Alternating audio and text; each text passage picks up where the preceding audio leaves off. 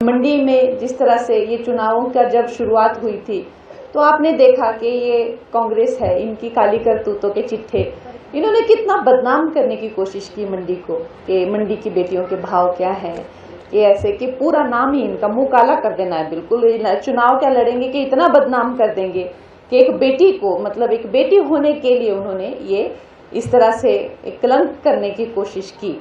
लेकिन आज जब मैं यहाँ पर ये संबोधन दे रही हूँ तो इससे ये चीज़ भी निश्चय तय होती है कि भाई वो ज़माने गए जब आप बेटियों को इस तरह से अपशब्द बोलकर, उनकी जो है महत्वाकांक्षाओं को लेकर उन पर निशाना साधकर या किसी तरह से उनको पब्लिकली शर्मिंदा करके आप उनको चुप करा देंगे, घरों में घुसा देंगे या बर्बाद कर देंगे, वो दिन गए। आज लोग मंडी को जानते हैं कि ये एक प्रोग्रेसिव जगह है, आधुनिक, यहाँ के पढ़े लिखे लोग हैं जो बेटियों को आगे करके उनको नेता बनाकर जो आगे करते हैं। ऐसी मेरी मंडी की जनता को मैं नमन करती हूँ और बहुत बहुत मैं आपका धन्यवाद करती हूँ। जैसे कांग्रेस की करतूतों का इन्होंने पूरा यहाँ पे ब्यौरा दिया, ये बहुत ही हमारे लिए तो खासकर हिमाचल के जो लोग हैं, ये इतना सनातनी हमारी जगह है, इतने देशभक्त हमारे लोग हैं, फिर भी पता नहीं कैसे ये कांग्रेस के चंगुल में हम आ गए। क्योंकि आज आप सब जो यहाँ पे बैठे हैं, हमारी ये जो सदस्यता अभियान भी है और जो हमारे प्राइमरी मेंबर्स हैं वो भी एकत्रित हुए हैं। आप में से कोई भी अनजान नहीं है, सब बहुत ही लोग हैं जो समझते हैं, हर चीज़ को अच्छे से समझते हैं, धर्म को समझते हैं, राजनीति को समझते हैं। आप मुझसे ज़्यादा समझते हैं, अच्छा समझते हैं। लेकिन आपने देखा कि हमारे लोगों को, भोले लोग हैं, हिमाचल के सीधे साधे लोग हैं, कैसे इन लोगों ने वर्ग लाया कुछ भी। आज अगर हम लोग साथ में बैठे हैं आज इस मंच पे, इधर सभा में, इसलिए क्योंकि हमारी विचारधारा एक है।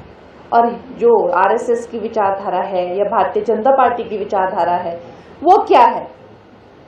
सनातन, देशभक्त, विश्व मैत्री, विश्व कुटुंबकम, ये हमारी विचारधारा है जो न जाने कितने युगों से चली आ रही है। लेकिन अगर कांग्रेस के बारे में आप सोचें कि इनकी क्या विचारधारा है, इनकी विचारधारा नहीं है, इनका एक मूल मंत्र है और वो मूल मंत्र है चोर चोर मौसेरे भाई। ये है इनका मूल मंत्र। आप देखो 2014 से पहले ये घोटाला, वो घोटाला, ये स्कैम, वो स्कैम, 2G स्कैम, कोयला स्कैम, चारा घोटाला, ना जाने अंत ही नहीं उनका, इतने घोटाले। पॉलिटिशियन अगर हम समझते थे, राजनीतिज्ञ हम समझते थे तो मतलब चोर, ये समझते थे हम। और मेरे जैसे लोग, तो हम लोग युवा पीढ़ी तो बिल्कुल थक चुके थे। ये ऐसा लगता था कि देश छोड़ के चले जाएं, कहीं बाहर जाके बस जाएंगे।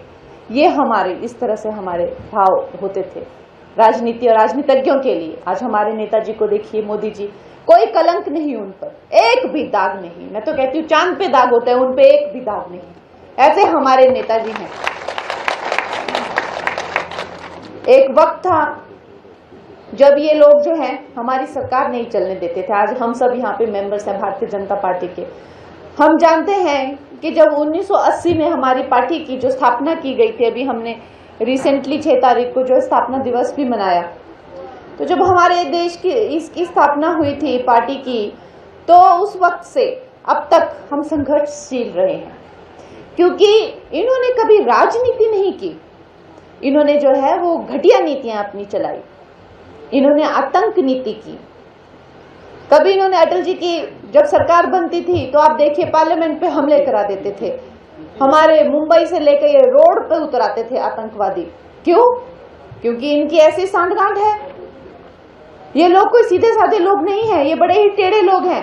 तभी तो ये आधे से ज्यादा टाइम जेलों में इन लोगों ने गुजारी, जो भी ये मिली जुली सरकार वाले हैं, सब क्रिमिनल हैं। इन लोगों ने आज तक एक वोट पर जो है अटल जी की सरकार गिरा दी थी।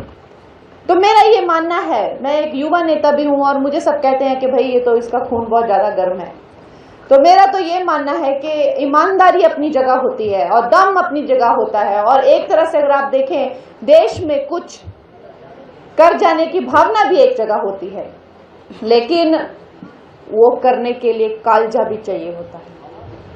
और ये जो कालजा है ना, ये बहुत जरूरी होता है।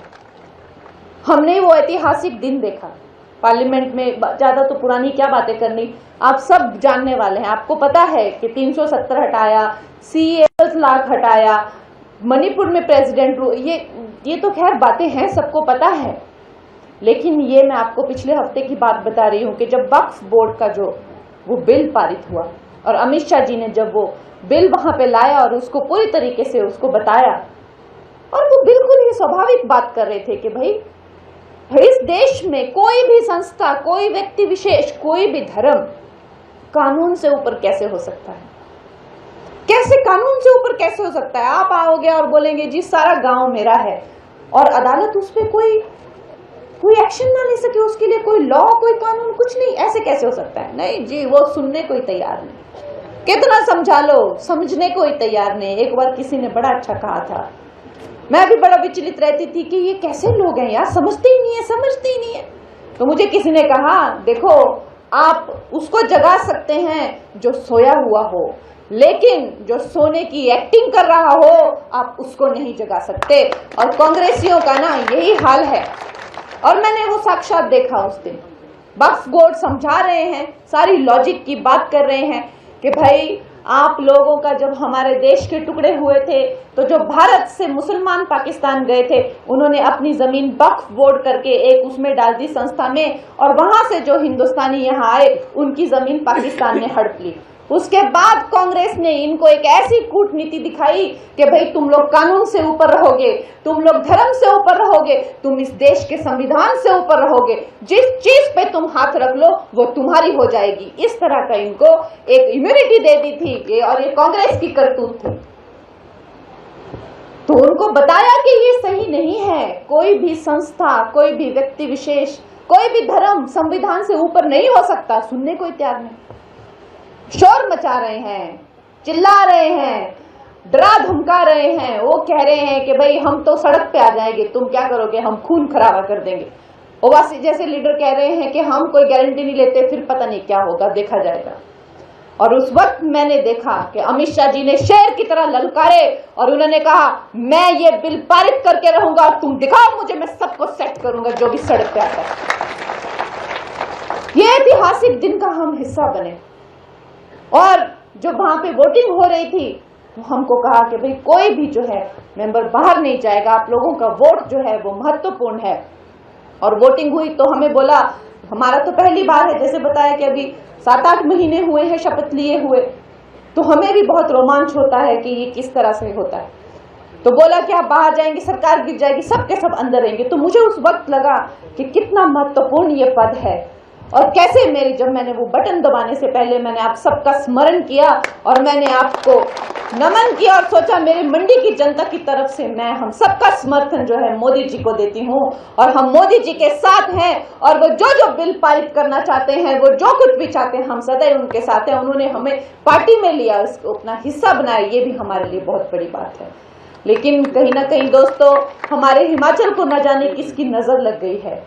2014 का क्या आलम था और क्या आपने देखा, और किस तरह से जो है पता नहीं लोगों को झूठे वादे करके 1500 का देंगे, हम 1 लाख नौकरियां दे देंगे और पता नहीं क्या क्या। ऐसे बेईमान लोग हैं, ऐसे झूठे हैं जिनका कोई हिसाब नहीं। 5 लाख नौकरियां आज तक आजादी से लेकर आज तक नहीं मिली। 1.5-2 लाख एम्प्लॉई हैं और वैसे उतने ही पेंशनर हैं आज तक के। 5 लाख नौकरियां ये कैसे दे देंगे? आप सोचिए कितने ये मैं कहूं तो कमीने ही हैं एक तरीके से, कैसे बेशरम हैं और कैसे करप्ट हैं, कुछ भी बोलते हैं अंट संत। और हमारी पार्टी में हमारा एक एक शब्द नपातुला होना चाहिए। हम तो जब कैंपेन भी कर रहे थे तो मुझे फोन आते थे, ये इसे स्कीम को ऐसे बताना है, ऐसे ऐसे। इतनी हमारी क्लास लगती है कि क्या बोला क्या नहीं बोला, और यहाँ पे ये लोग जो मन में आ रहा है वही बोल रहे हैं, जो मन में आ रहा है वही बोल रहे हैं, कुछ भी। तो दोस्तों इन लोगों के साथ में हमारा क्या ही फ्यूचर होगा, आप बताइए। जब हमारे यहाँ पे डबल इंजन सरकार होगी तो ही हमारा फ्यूचर है, नहीं तो हमारा कोई फ्यूचर नहीं है। हम सब कार्यकर्ता हैं और हम देश के कल्याण के लिए, जैसे मैंने कहा, एक सद्भावना को लेकर, सुविचार को लेकर, एक विचारधारा को लेकर हम जुड़े हैं। और दोस्तों ये विचारधारा ही हमें एक दूसरे का अपना बनाती है। हम एक दूसरे के अपने हैं और हमें जो है देश कल्याण के लिए जो है बुरी तरह से जुट जाना है। इलेक्शन आने वाले हैं, आपने 4 की 4 जो लोकसभा की सीटें जो है मोदी जी की झोली में तो डाली है, लेकिन ये जो 68 अभी हमारी जो सीटें हैं विधानसभा की, इन पे भी हमें संकल्प लेना है। ऐसा कर देना है कि हर 68 के 68 सीटों पे भगवा लहरा जाए और पूरा देश बोले कि वाह, ये हिमाचल प्रदेश जो है ये सनातनियों का और सुसंस्कृति का ऐसा प्रदेश है। तो दोस्तों, बड़ी ज़्यादा गर्मी है और धूप भी बड़ी है। आप सब जो है मातृशक्ति इस मात्रा में उमड़ के यहाँ पे आए, मेरे भाई मेरे बंधु यहाँ पे आए, मैं आपका बहुत ही धन्यवाद करती हूँ। और जहाँ तक सांसद दीदी का सवाल है, ये तो आपकी ही है। मैं तो मात्र एक, वो तो डीसी से वहाँ, तो मैं तो मात्र आपके काम में लगी हूँ, आपका डाकिया हूँ। बाकी जो जितने भी काम हैं मंत्रालय के, आप मुझे आदेश दीजिए, राकेश भाई जैसे आदेश देंगे हम वैसे ही करेंगे। न्यूज नेशन अब व्हाट्सएप पर खबरों के ताजा अपडेट के लिए न्यूज नेशन के इस क्यूआर कोड को स्कैन करें।